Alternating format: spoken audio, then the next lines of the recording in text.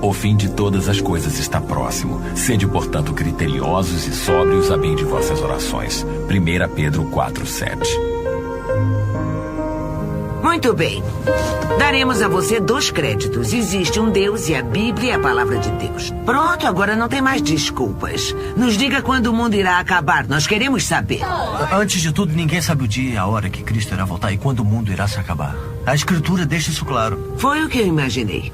Porém, a Bíblia diz que poderemos reconhecer os tempos e a estação que cercam sua vinda. E as condições estão oportunas para esse evento ocorrer.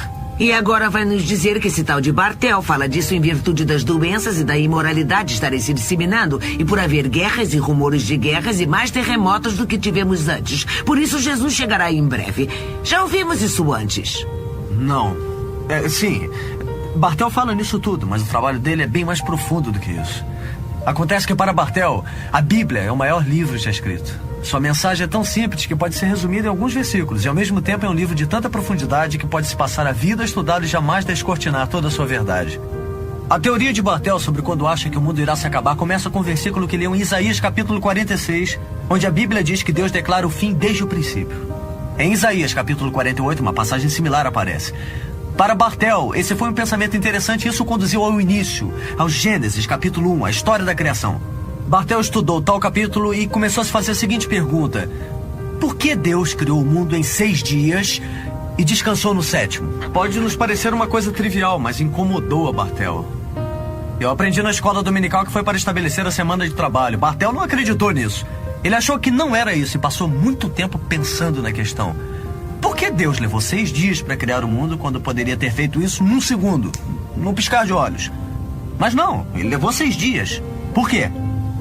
Bartel começou a estudar as palavras dia e dias na Bíblia e encontrou algumas passagens muito interessantes relativas a isso.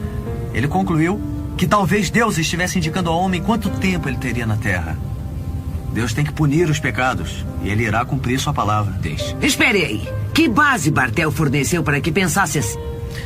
Bartel afirma que a Bíblia, principalmente o Velho Testamento, é cheia de prenúncios.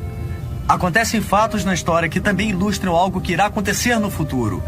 Por exemplo, quando Abraão sacrifica o seu filho Isaque, tal fato realmente aconteceu, mas também ilustra o que Deus faria com seu filho Jesus na cruz, oferecendo-o para pagar pelos pecados do mundo. Então, por que Deus levaria 6 dias para criar o mundo? É uma pergunta interessante. Seria uma ilustração de algo que precisamos saber? Bartel acha que sim. Em 2 Pedro 3:8, e o contexto se refere à segunda vinda de Cristo, a Bíblia diz que um dia com o Senhor são 1000 anos, e 1000 anos representam um dia. O Salmo 90 diz que 1000 anos aos olhos de Deus são como se fosse ontem. Então, poderia ser que 6 dias de criação indicassem para nós que o tempo do homem na Terra seria em torno de 6.000 anos e que o 7º dia de descanso ilustrasse o reino milenar, quando Cristo voltaria à Terra para estabelecer seu reino na Terra, um tempo de justiça e de paz. Bartel documenta em sua tese como os estudiosos da Bíblia calcularam desde a época de Adão, o primeiro homem, a primeira vinda de Jesus Cristo. São aproximadamente 4.000 anos. Se esse for o caso, estaríamos vivendo o final do que o Novo Testamento chama de os últimos dias. Olha, agora eu tô com medo. A gente vai queimar no inferno, não é? Um momento. Você disse que Bartel especificou as passagens que apoiam sua teoria. Bartel enfatiza a questão de como Deus lida com o tempo na Bíblia. E quando Deus mede o tempo, ele o faz por sétimos. Deus criou o mundo em 7 dias, sendo que o 7º dia ele fez o dia do descanso. De acordo com a lei do Velho Testamento, os judeus são obrigados a descansar a cada 7 dias. E mais, na 7ª semana depois da Páscoa, eles comemoram uma grande festa e um descanso. O 7º mês talvez seja o mais importante, quando eles comemoram 3 de suas maiores festas e um descanso. A cada 7 anos, há um descanso para a terra, e a cada 49 anos, que é 7 vezes 7, eles comemoram um ano de jubileu, que é um ano de descanso para a terra e de liberdade para o povo. Então fazia sentido para Bartel que Deus tenha estabelecido o período de 7.000 anos para o homem habitar a terra, sendo que os últimos 1000 anos seriam um tempo de descanso, quando Jesus retorna para estabelecer seu reino na terra. Apocalipse, capítulo 20. Bartel está certo quando afirma que quando Deus lida com o tempo, ele o faz por sétimos. É o sistema de maior predominância na palavra de Deus. Grande coisa. Deus sabe que 7 é um número de sorte, daí? Olha, a segunda vinda de Cristo é o dia mais importante no calendário de Deus. Bartel estava convencido de que Deus queria que soubéssemos quando seria, inclusive a época. Mas ainda não citou nenhuma passagem específica que o Sr. Bartel tenha se referido. O quê? Passagens que não farão sentido para vocês, das quais irão zombar? Não, obrigado. Por favor, Matt.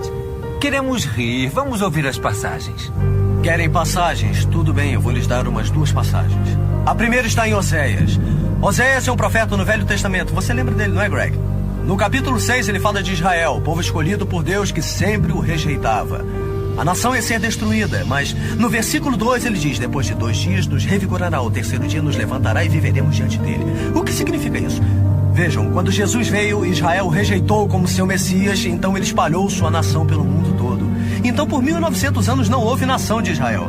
Mas Deus diz que depois de 2 dias ou 2000 anos eu os revigorarei e então Israel viverá diante de mim. Podemos ver isso já acontecendo. A nação espalhada de Israel foi reunida diante de nossos olhos. Em 1948, Israel se tornou uma nação novamente. Isso é muito importante, porque Deus está revigorando essa nação de Israel e ela revive diante dele, porque Jesus está voltando para restabelecer o seu reino. Vocês por acaso já conheceram um canita, hein, Frank? E um amorita? Não, porque eles foram inimigos de Israel e não foram preservados. Os judeus foram porque foram o povo escolhido por Deus e ele deve cumprir suas promessas de reino que fez a eles. Mas os judeus continuam a rejeitar Deus. Por quanto tempo? Depois de 2 dias nos revigorará, ao 3º dia nos levantará e viveremos diante dele. Os eventos da segunda vinda podem estar para começar. Bartel vê o mesmo prenúncio em Êxodos 19, versículo 11, quando Deus disse a Israel para se limpar e aguardar 2 dias, porque eu descerei no 3º dia diante de toda a nação. Em João, capítulo 11, Lázaro, um judeu, havia morrido e Jesus espera 2 dias até ressuscitá-lo dos mortos. Por quê? Bartel diz que isso ilustra como Deus estava para dar as costas à nação de Israel durante os próximos 2000 anos ou 2 dias, e que ele iria recomeçar a tocar o resto do mundo através da igreja do Novo Testamento. O que ele fez? Deus não joga tudo isso aí para ocupar espaço. Talvez Bartel esteja certo e Deus esteja tentando nos dizer algo. Tá perdendo sua plateia, amigo. Tudo bem. Vocês querem mais uma passagem? Bartel diz que em Mateus capítulo 17, versículo 1, Jesus toma 3 de seus apóstolos, Pedro, João e Tiago, os leva para uma montanha longe dos outros. Agora, o que acontece lá? Jesus se transforma diante deles e eles têm uma visão de sua segunda vinda gloriosa. Eu deixei de lado as primeiras 3 palavras da descrição do primeiro versículo, quando a escritura diz: depois de 6 dias, Jesus toma consigo Pedro, Tiago e João para uma montanha longe do resto do grupo. Por que Deus coloca isso? Será que estaria ocupando espaço de novo ou talvez esteja tentando nos dizer algo que precisássemos saber? Lembrem que o tempo de Adão a Cristo são 4.000 anos ou 4 dias. O tempo do período da igreja poderia ser cerca de 2.000 anos ou 2 dias. Então poderia isso significar que algum tempo depois de 6 dias ou 6.000 anos, Deus irá revigorar Israel e cumprir suas promessas àquela nação. Breve, muito breve, haverá um tempo de julgamento nessa terra como nunca houve antes, antecedendo a volta de Cristo, que a Bíblia chama de a Grande Tribulação. E adivinhe o que é? Um período de 7 anos. Confusos? Querem mais? Olha, eu acho que esse tal de Bartel leu um pouco demais nas entrelinhas, não acha? Ou talvez Bartel ache que Deus esteja tentando nos dizer algo. Deus já julgou o mundo uma vez nos tempos de Noé, lembram?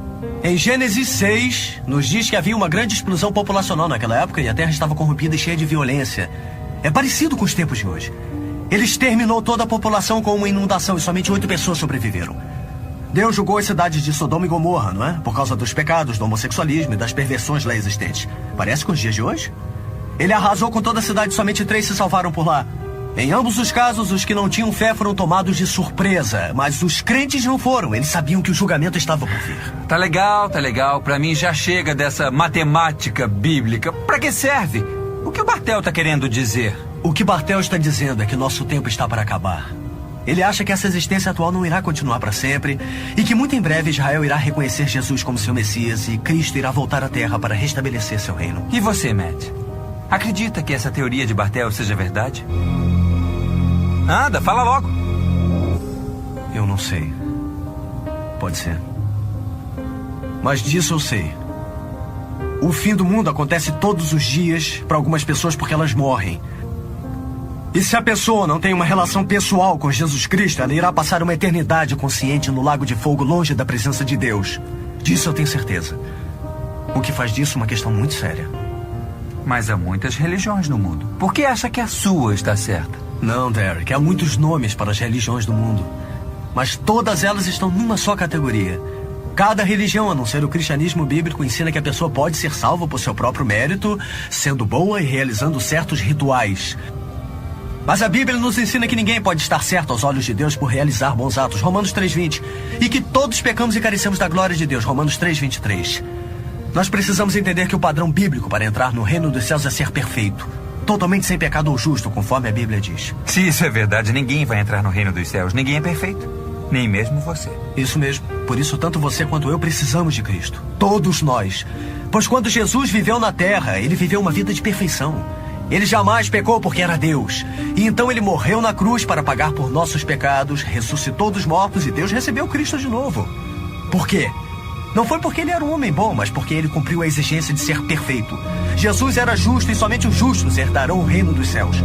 Então, se Deus não baixou o padrão até para seu próprio filho, por que havemos de pensar que o fará por nós?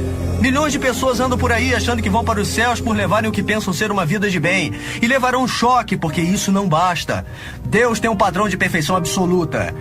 E porque apenas Jesus é perfeito, é somente quando nos comprometemos e recebemos Jesus como nosso Senhor e acreditamos no que fez por nós na cruz que nos livramos de nossos pecados. Por isso, ele merece todo o crédito. E é por isso que tanto você quanto eu precisamos de Cristo. Desculpe, mas eu acho que não sou tão crédulo quanto você. Jesus Cristo quer lhe dar a vida eterna, Derek, além de um propósito para sua vida hoje. Eu declino. É sua escolha. Derek, gente... Me avisem se tiverem respostas melhores para a eternidade. Algo que nos ofereça uma verdadeira esperança. Ou preferem nem pensar nisso. É claro que se já tem respostas para isso, não precisamos nos preocupar. Mas se o que a Bíblia diz é verdade, nossa vida eterna está em jogo e vai depender do que fizemos com Jesus Cristo em nossas vidas. Se o rejeitarmos, então ele irá nos rejeitar. Mas se humildemente o recebermos, viveremos ao seu lado nos céus eternamente. Eu espero que pensem nisso. E é melhor que seja rápido, porque se o que Bartel diz estiver certo, o nosso tempo está acabando.